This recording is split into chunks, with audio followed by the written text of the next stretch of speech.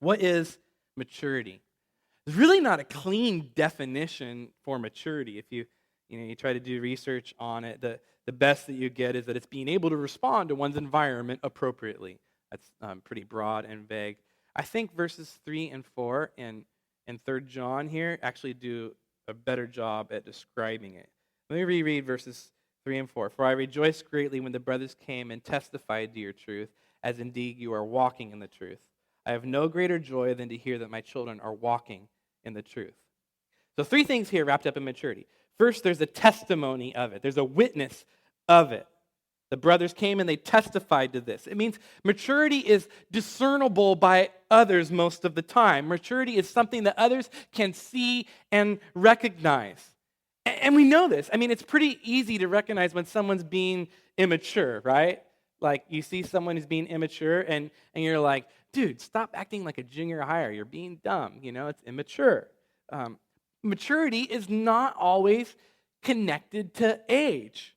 I mean, you can have someone who is young, but they act very mature, much older than they really are.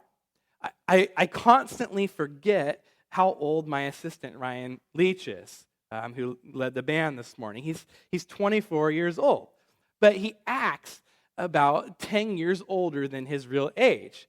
He can grow a beard, a 34-year-old beard that I can't. I mean, he goes to bed at like 9 p.m. every night, like an old man. Someone who's younger can still be mature. On the opposite end, you can have people who are older and who aren't mature.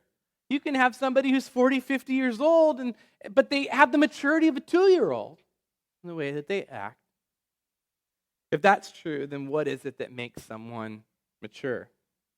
The other 2 things our passage highlights having to do with maturity is joy and walking in the truth. Both are mentioned twice. I rejoice and I have no greater joy. And then you are walking in the truth and my children are walking in the truth. I'd suggest that this type of joy, it comes with it's a completeness of one's being. It's that soul health we talked about. When there's consistency between your inner person and your outer person, that brings joy and satisfaction because they're flowing together.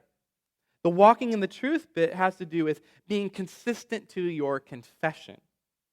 One of my favorite Bible commentators who died this last year, John Stott, he said it this way.